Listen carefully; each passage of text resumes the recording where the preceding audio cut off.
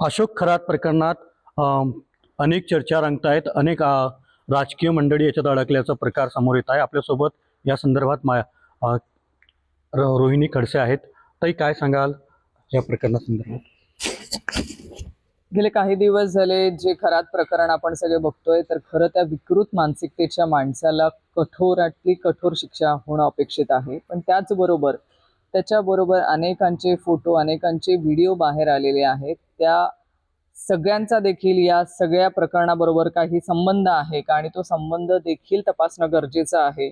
कारण ज्या तऱ्हेचे काही लोकांचे वैयक्तिक संबंध हे यांच्याबरोबर दिसत आहेत, नक्कीच त्यांचाही सहभाग ह्या प्रकरणाशी असू शकतो. त्यांचं पाठबळ आहे का, आणि कुठल्या रीतीने त्यांना पाठबळ देऊन ह्या महिलांच्या तक्रारी लपवण्याचा प्रयत्न झालेला आहे का, ह्या सगळ्या गोष्टींची सखोल चौकशी होणं अत्यंत गरजेची आहे. माझी या निमित्ताने विनंती आहे सरकारलाही की आपण ह्या सगळ्या प्रकरणाची, ह्या सगळ्या धागेदोरे एकत्र जोडून ह्याची सखोल चौकशी करणं गरजेची आहे. रुपाली चाकणकरांचं देखील नाव समोर आलेलं आहे. पाय धुतल्याचं या ठिकाणी फोटो व्हिडिओ समोर येत आहेत.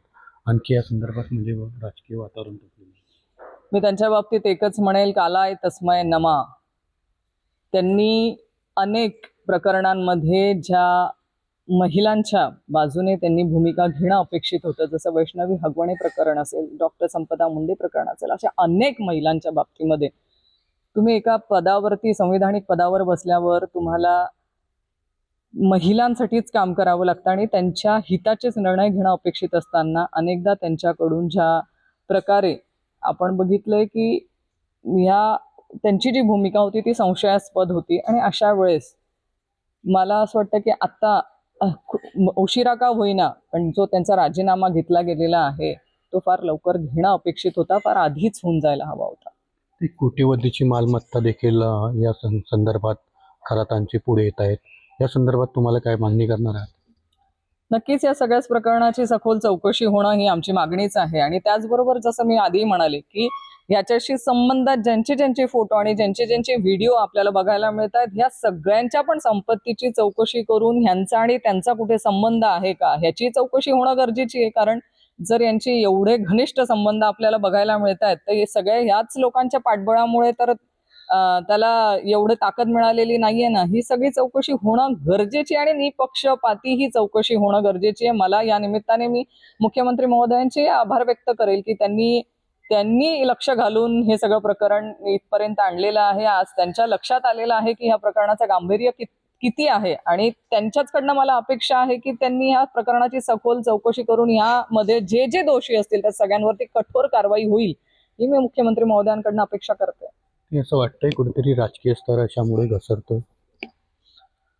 नक्कीच घसरतोय. शेवटी बघा, राजकीय स्तर घसरण्यापेक्षा काही लोक ही अशी लोक आहेत, विकृत मानसिकतेची लोक आहेत, किंवा ह्या भोंदू बाबांवरती विश्वास ठेवणारी लोक आहेत. ह्याच्यामुळे संपूर्ण लोकांवरती आपण असा अविश्वास दाखवू शकणार नाहीत. तर काही लोक आहेत की त्यांच्यामुळे राजकीय लोकांवरती पण लोकांमध्ये विश्वास निर्माण होण्यासाठी मला असं वाटतं की ह्या सगळ्या गोष्टी त्यांनी आवर घालायला हव्या, आणि असल्या कुठल्याही भोंदू लोकांवरती त्यांनी विश्वास न ठेवणं. कारण शेवटी राजकारणात काम करत असताना तुम्ही लोकांसाठी आदर्श असतात, तर तुम्ही लोकांना काय आदर्श देतायत हेही तुमच्या वागणुकीमधून दिसत असतं. त्यामुळे मला असं वाटतं प्रत्येकाने ह्याची काळजी घेणं अपेक्षित आहे.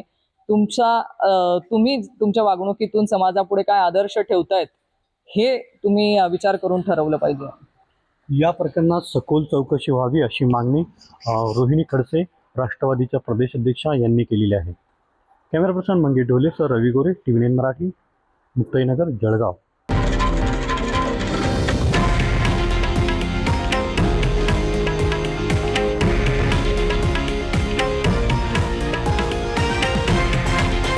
हे आहे देशातील नंबर 1 न्यूज नेटवर्क आणि आपण पाहत आहात TV9 मराठी, एकमेव.